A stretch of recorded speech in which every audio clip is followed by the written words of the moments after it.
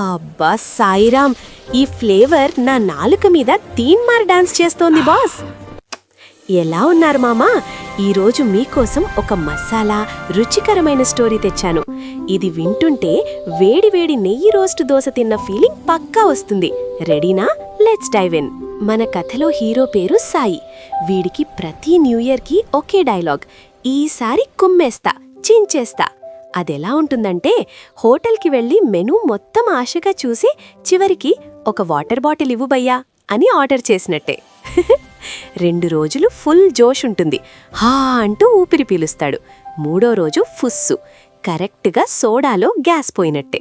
Cut చేస్తే ఒకసారి సాయి గుడికి వెళ్ళాడు. అక్కడ ఒక తాత చిన్న దీపాన్ని చాలా జాగ్రత్తగా కాపాడుతున్నాడు. ఎలా అంటే, మన ఫ్రెండ్ గాడి ప్లేట్లో ఉన్న లాస్ట్ చికెన్ పీస్ని వాడు దాచుకున్నట్టు. సాయి అడిగాడు, తాతా, అంత చిన్న దీపానికి ఇంత హడావుడి ఎందుకు అని. తాత నవ్వాడు, రే అబ్బాయి, దీపం చిన్నదే, కాని అదిచ్చే వెలుగు డబుల్ మసాలా బిర్యానీ కిక్కిస్తుంది. కాని గాలి వస్తే ఆరిపోతుంది. మన ఉత్సాహం కూడా అంతే మామ. వేడివేడి సమోసా లాంటిది. వేడిగా ఉన్నప్పుడే బావుంటుంది, చల్లారితే ఎవడూ చూసుకోడు. అందుకే రోజూ వెలిగించాలి, రోజూ చూసుకోవాలి. అంతే, సాయి మెదడులో పాప్కార్న్ పేలినట్టు ఐడియా వచ్చింది. పెద్ద పెద్ద మాటలు కట్, చిన్న చిన్న పనులు స్టార్ట్. టైంకి లేవడం, పని పూర్తి చేయడం. ఇదెలా అంటే, రోజూ కొద్దిగా తేనె నాకినట్టు. ఆరోగ్యానికి మంచిది, లైఫ్కి మంచిది. ఫలితం, తర్వాతి సంవత్సరం సాయి జీవితం ఫుల్ మీల్స్ ప్లేట్లా మారిపోయింది మామ.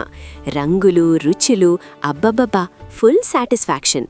సో మ్యాటర్ ఏంటంటే మామ, లైఫ్ అంటే ఒక్కరోజు పార్టీ కాదు, 365 రోజులు నెమ్మదిగా సిమ్లో పెట్టి వండిన మటన్ కూరలా ఉండాలి.